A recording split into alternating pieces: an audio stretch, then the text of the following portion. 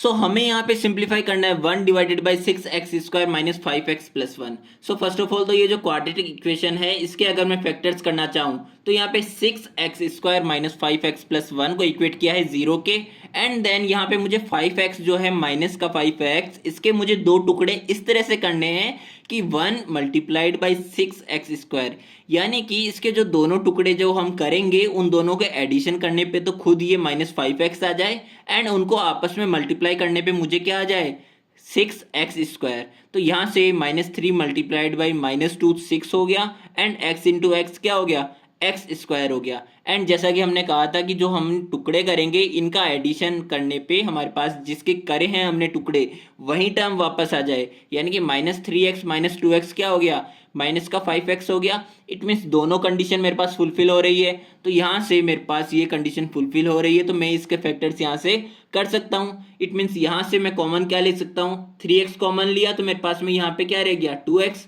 -1, and यहाँ से -1 common लूंगा तो यहाँ पे अगेन 2x -1 रह गया।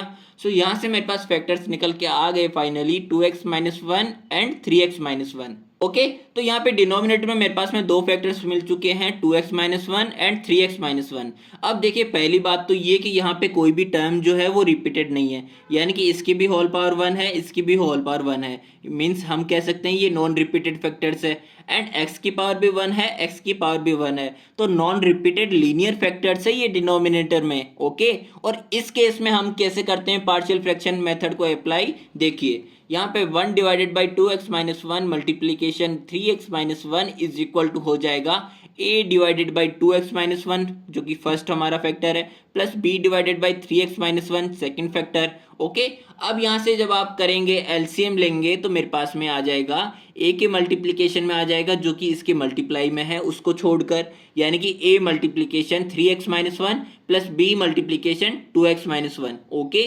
Divided by 2x -1 multiplied by 3x -1। So यहाँ से जब हम इन दोनों को कैंसिल आउट कर देंगे तो मेरे पास रिमेनिंग रह जाएगा 1 is equal to a multiplication 3x -1 plus में b 2x -1। सो यहाँ से मुझे अब जाननी है a और b की वैल्यूज। अब पर मुझको a एंड b की वैल्यूज इस तरह से निकालनी है कि जब मैं x की कोई भी वैल्यू रखूँ तो जो वैल्यू रखनी है ना मुझे उसके लिए केवल एक ही कोफिशिएंट मेरे पास रहे जो, और दूसरा कोफिशिएंट 0 हो जाए। यानी कि जब मैं यहाँ पे इसको 0 करने जाऊँगा तो यहाँ पे x की वैल्यू 1/2 रखनी पड़ेगी, तो मेरे पास ये 0 हो जाएगा, पर ये तो 0 नहीं होगा ना। इट मीन्स यहाँ से मैं क्या कर पाऊंगा एक की वैल्यू निकाल पाऊंगा।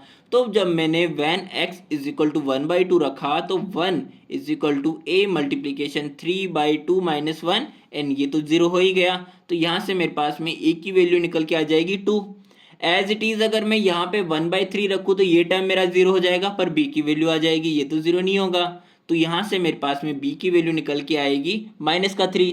अब देखिए यहाँ पे जो हमने स्टार्टिंग में अज्यूम की थी 1 divided by 2x -1 and 3x -1 के लिए पार्शियल फ्रैक्शन, वो क्या था a divided by 2x -1 plus b divided by 3x -1। अब a एंड b की वैल्यूज जो कि आपको मिल चुकी है a is equal to 2 and b is equal to -3, तो वो वैल्यूज हमने यहाँ पे रख दी है।